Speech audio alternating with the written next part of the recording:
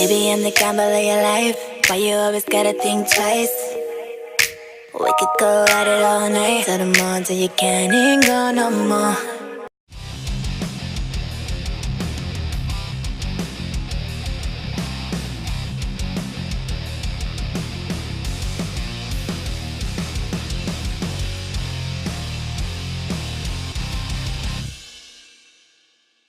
Hi, everyone. Welcome to Packers Unscripted from Packers.com. I am Mike Spofford, joined by my trusted colleague, Wes Hodkiewicz. We're coming to you here from our studios at Lambeau Field. Wes, earlier today, we heard from head coach Matt LaFleur, his season-ending press conference. It's rather traditional for head coaches in the middle of the week after the season ends that they kind of address the media one final time to wrap things up. And I'm interested in your thoughts as well. My initial two takeaways from this are, one, that it's really, really hard to get over an ending like the Packers had, because even a few days later, you could still hear some of the regret and bitterness and disappointment and everything in Matt LaFleur's voice. So we'll talk about that a little bit. But also, he's extremely upbeat about the future. I think he used the word excited at least 5 or 6 times throughout the course of the half-hour press conference. He likes what he's built so far, but he's a coach that knows the process is nowhere near complete. This is still an ongoing evolution here. And the reason why it's so difficult, one, obviously just the result, but two, it's because of, as he pointed out, how special that locker room was, how close that locker room was, one of the closest that he's ever coached at any level of football. And that, as Aaron Rodgers talked about after the game, that's what made you feel like this could be a real special season, because you don't always get that. You'll have teams that win Super Bowls that aren't as tight as that locker room was. And you'll have teams, I think, as Mercedes Lewis pointed out on Monday too, he played on plenty of teams that weren't quote-unquote winning playoff teams, but had a good chemistry. It can be a real elixir, I feel, to help a team get to that next level. And when it all ends, it's such a sudden train stop. You can't prepare for it because you don't think about it. You think about the game and winning and what that would mean and just continuing upon that run. Yeah. So there is a lot to break down and digest this week. But as you mentioned in the second point of your point, they also feel a genuine excitement and enthusiasm about what is to come based on this first season. They were ahead of schedule in so many ways, whether it was just the implementation of this offense, whether it was being able to incorporate the new free agent pieces, or even having a guy like Elton Jenkins make a year one contribution. Yeah. All of those things kind of add up to being a pretty special year that you don't always get with a first-year head coach. But unfortunately for the Green Bay Packers, 14 wins will have to do, and they set their sights now to 2020. Yeah, I think one of the things that I liked best about his remarks is that he came off very, very aware of the fact that there are going to be things that are going to come up in 2020 that you can't prepare for, that you're not going to expect, that there are going to be new challenges, new difficulties. Everything that the Packers worked through this year, he knows they were blessed with a fair amount of good fortune. From a health standpoint, not a lot of major injuries to deal with. It's not easy to win so many close games in the NFL, as we talked about a lot. Those usually tend to fall more 50-50 throughout the course of a season. Packers are on the winning end of the vast majority of close games. So that's going to be something that's difficult to repeat. What I sensed is he's already mentally preparing himself for whatever it is that comes down the road that the Packers didn't have to deal with in 2019, but it's going to hit them at some point. And I think he's already mentally aware that those things are going to come eventually. Yeah, and being able to have that experience to lean back on now, I think, is just so critical. It didn't even really dawn on me, Mike, until he brought it up himself, that this will be the first time he goes into year 2 with the same offense, with the same team, since 2015 and 16 with Atlanta. With Atlanta, yeah. And that's a part of being a climber. It's a part of getting more opportunities. He went to being an offensive coordinator, to an offensive play caller, to finally a head coach here with the Green Bay Packers and everything that comes with it. understanding, okay, you need to implement your offense. You need to be the offensive, guru in mind that is going to get this team ready for Sunday. And it's funny you said finally, though, because it happened so quickly. Yeah. 2017, 2018, 2019, boom, there he is as a head coach. Right. But, yeah. But, at 39, 40 years old, this is something that he was thinking about when he was a quarterback at Saginaw Valley State. Sure. That, someday being able to run his own scheme and run his own team and being the son of a football coach and a mom that was a coach. I mean, it's just that is always in you, I believe. And this was his first chance to really be able to understand, okay, it's not just a position, it's not just a side of the ball, it's being in special teams meetings, it's being in defensive meetings, setting the agenda for everybody in that building, from the training staff, the strength and conditioning department, and also having conversations with Brian Gutekunst and having conversations with Mark Murphy. This is everything that plays into being a head coach at the highest level. And those experiences, like, you can't just go into an interview being like, okay, I know exactly what to expect and this is how I'm going to approach everything. A lot of it is, okay, when you get those curveballs thrown at you, how do you adjust your swing to it? And I feel like that's what Matt LaFleur, probably the biggest adjustment now that he gets to make now going into year 2, is knowing where he needs to devote his time, how to allocate his resources, and as he even pointed out, leaning on his staff, because he's not always going to have all the answers. Mm-hmm. It's an exciting thing for him to be a coach that won 13 games, got to a playoff, won a division title, was in an NFC championship game. But now it's about that next step and everything that he has to do to ensure that they do take that step forward in 2020. Yeah, well, he had some interesting thoughts both regarding the offense and the defense. I want to get to those in a minute. But select Cousins Subs locations are now offering delivery. Whether you're ordering, catering, or your favorite sub, they're delivering right to you when you order online at cousinsubs.com. Cousins Subs, we believe in better. Okay, well, he spent the majority of, at least in terms of the evaluation part of it, talking about the offense, because that's his area of expertise. It was his offense that the Packers were implementing and transitioning to this year. And I thought it was interesting in that he came right out and said the whole up-tempo thing, which a lot of fans were wondering, like, where is it? Why aren't the Packers going no huddle and playing faster and all of that?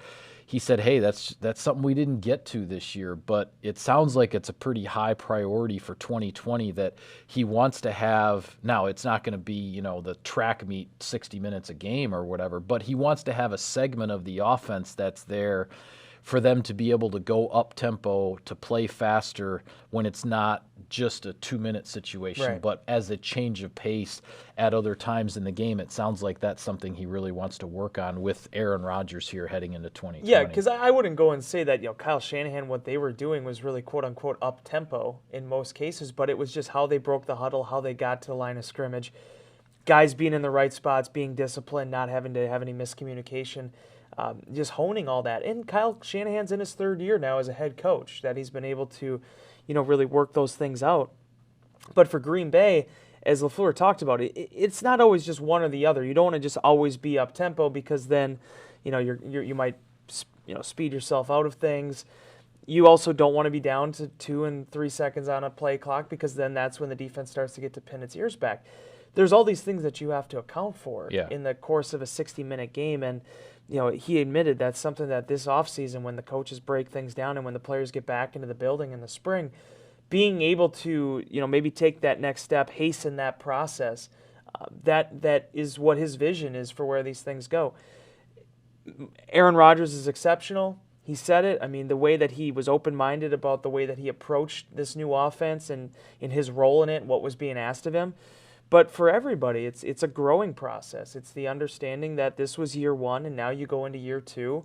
What can you do to make sure that the offense is, adaptable to every situation in being able to be multifaceted where you really need it to? Yeah, and with how tough things ended out in San Francisco in the NFC Championship game, Matt LaFleur had some really pointed words, actually, in terms of questioning just the intensity, the urgency, the effort of the players. It just felt like he wasn't seeing the same team out there in San Francisco that he saw during the regular season. But interestingly, he also said he also looked at that, as something to be self-reflective, that he's like, I need to look at myself and find out why my team looked like that in an NFC Championship game. So again, I think we're starting to get a feel after this first season now, and we were seeing it earlier as well when they hit some bumps in the road with the game out in Los Angeles and the first trip to San Francisco. Matt LaFleur is a really self-reflective head coach. It seems that his first step, he evaluates things, but then his first step in trying to figure out what needs to change, it's always looking at himself first, and then he'll start to branch out and figure out other things. And I think that's a quality that maybe it's something he's born with, maybe being son of a coach, whatever it is, that has created that in him. But not every coach has that. Not every coach always looks at himself first, or at least publicly is going to say, like, hey, I'm going to look at myself first. And I think that's something that Packers fans can, as tough as that ending was, I think Packers fans can have a lot of confidence in this head coach in terms of getting to the bottom of why this happened and trying to make sure it doesn't happen again. I'll be honest with you. I don't know if Mark Murphy and Brian Gutekunst and Russ Ball, everybody, when they sat down and talked with him through the head coaching process and trying to make that hire, if they were able to really get at the core of the apple there. Yeah. But I would argue with you, now that we're more than a year into this thing, that Matt LaFleur's best quality, I think, as a coach, and what makes him a guy that I think is going to be successful for many, many years in this profession, is the fact that he leads by example. He asks of himself before he asks from others. Yep. I actually think that's not really an issue just with the NFL. That's an issue in society. There's a lot of weak-minded people out there, spineless, that just don't have that backbone of, being willing to accept responsibility. They just want to blame other people. And it happens a lot in industry. Bosses, supervisors always wanted to talk down to those beneath them, rather understanding who's the people that are making these decisions and how are people responding to the way of which you're leading. Yeah. That's critical. And I've said it before on the show, and I've written it in inbox. It doesn't matter how good of an X and O's guy you are, or even what your interpersonal communication skills are like. If you don't have that foundation, it just isn't going to work, because nobody's going to respect you. Yeah. And Matt LaFleur was very self-aware coming into this season that's where this has to start, because fact of the matter is, Mike, a lot of things went wrong in 2018 for the Packers to have the overhaul that they had this past year. They had to get better. They had to get better with their coaches. They had to get better with the players. They had to get better with the scheme. They had to get better with the administration. Everybody needed to improve. Yeah. And the fact of the matter is, they won 14 games. They made a playoff berth. And you listen to guys like Mercedes Lewis, Brian Bulaga, Tremont Williams, Mason Crosby, leaders in that locker room that have seen so many different versions of this Packers team, all appreciative of the tack that he took with this roster. That's something that you hang your hat on now as you move forward as a head coach. Yeah, and when you talk about the potential obstacles that, say, the Packers didn't have to deal with in 2019 that may come up in 2020, the most significant injuries the Packers had, I would say, were, Lane Taylor going down with the biceps injury, but Elton Jenkins was ready as a rookie second-round draft pick to step in and take over, and that was as seamless as you could ask for. And then Devontae Adams missing 4 games with the turf toe injury, and then, working his way back. Even when he was back on the field, he wasn't totally himself yet for a handful of games there. But they're almost inevitably, after a year like this one, there are going to be some more injuries the Packers are going to have to deal with, and that's where the roster construction and how much experience do you have in the backups that are going to step in. These are all of the conversations that Matt LaFleur and Brian Gutekunst and the personnel staff are going to have in the offseason. Another one I'll look at is, this 2019 Packers, Matt LaFleur as a head coach, they haven't had a losing streak. No.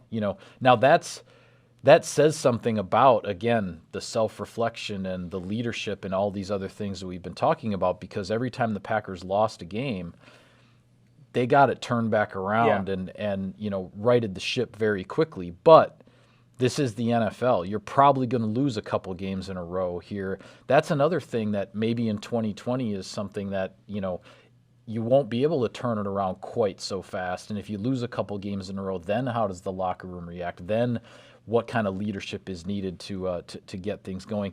These are the kinds of things that are potentially coming down the pike. But as I said before, it seems that Matt LaFleur is not going to be surprised by anything. He's aware that he didn't face everything in year one, And I think just that awareness is going to serve him well heading into year 2. There's a lot to unpack there. What I'll start with is it's the chicken or the egg, right? In terms of the 2-game not having a losing streak. Yeah, absolutely. It is interesting how the locker room responded to every single one of those situations and how they played the following week. Right. What happens when the adversity hits the second time? That's something every team has to figure out, and it'll be interesting to see if that should happen next year, how the Packers will handle that.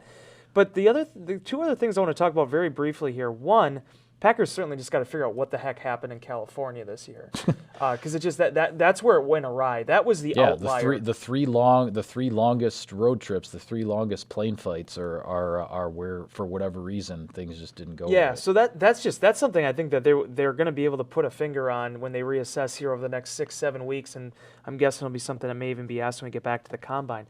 The other thing is very small, and I'm sure it's not going to be something LaFleur is going to want to go into, because I know Mike McCarthy certainly didn't.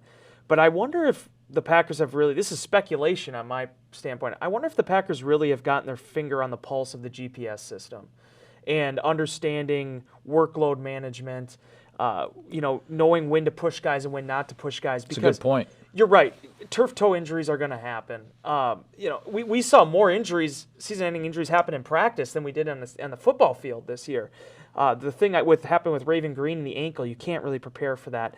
But the soft tissue injuries that would be sidelining players for weeks, sometimes with Casey Hayward, some of these guys, it would wipe them out a whole season.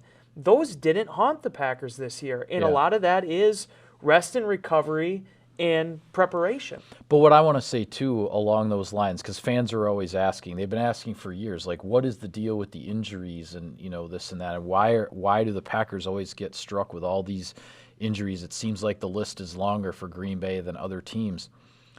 I'll say this too: players have to take care of their own bodies. Yep. There has to be some commitment from within, from themselves, to do what it takes, because they can only be given so many plans and so many objectives and this and that. And I don't know. I just wonder, with a new head coach coming in, a new coaching staff coming in, you get a greater commitment from the players to do things on their own when they have this whole new group of people to impress in order to get the playing time, in order to get in their careers where they want to go. I'm just saying, I think that's a part of this too. You know who's a great example of that is Jair Alexander too, because I was talking with Jair about that this year because of Tramon Williams. Tramon Williams is the gold standard for preserving your body.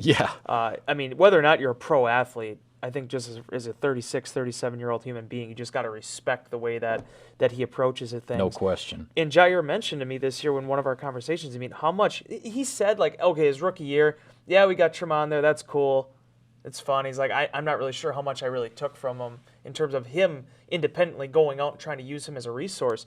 But seeing him this year in his preparation, Jair started doing yoga this year, things that he wasn't doing at least regularly in the past. And starts all 16 games, plays at a high level all season long. It's those type of investments that players have to make. And it's not when you're 36, it's when you're 22 or 23 too. Understanding that you tear your hamstring, you have a soft tissue injury, that doesn't just heal like where it's like, okay, you never have to deal with it again. That muscle is less now because you tore it the first time. It's only going to recover to a certain extent. Right. The more you preserve yourself, the better it's going to be for the long run. Injuries happen, though. They will happen. There's certain things that Nick Perry dealt with in Green Bay. He just was snake bitten by it. There's nothing he could have prepared for to break his thumb or to have to deal with it. He broke his foot. Things. That's the stuff. When you're talking about things like broken bones, concussions, those types of injuries, those fall in a completely different category than the pulled hamstring, the groin muscle, the calf muscle. All of those kinds of things. Those are completely different categories. And the Packers were a healthy team in 2019, and for the most part, they took advantage of it. Unfortunately, they wanted to win at least one more game. Yeah. So getting back to my original point on all this, much like we're going to see how the Packers respond to adversity next year with this locker room, seeing if they can keep this up, seeing if they can keep that trend, because the outside looking in, and nobody ever wants to talk about it because, one, you don't want to give away any secrets, and two, you don't want to jinx yourself. But sure.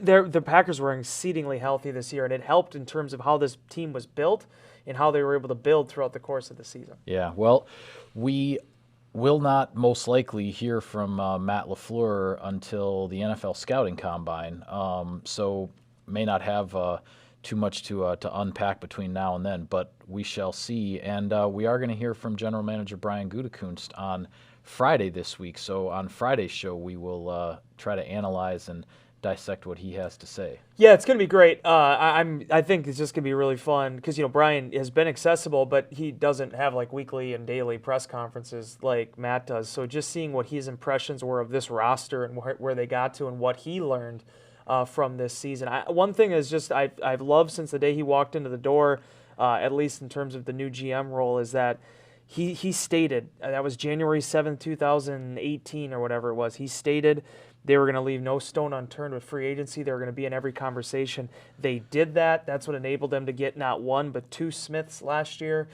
You look at them being able to claim Jared Valdir and Tyler Ervin and finding some of the answers they did during the season, which is the most difficult time to be able to put a Band-Aid on things. Yep. It was a fantastic year for Brian Gutekunst and a great opportunity now for him going into year two with expediting this whole process to continue to try to fill some holes there to get that team back to a Super Bowl. Yeah, well, I'll look forward to that conversation on Friday. But for now, we're going to call it a wrap on this edition of Packers Unscripted. Be sure to continue following all of our coverage of the team on Packers.com. You can subscribe to us, like us on iTunes and other podcast services, and there's all kinds of great video content out there on the Packers YouTube channel. For Wes, I'm Mike. Thanks for tuning in, everybody. See you next time.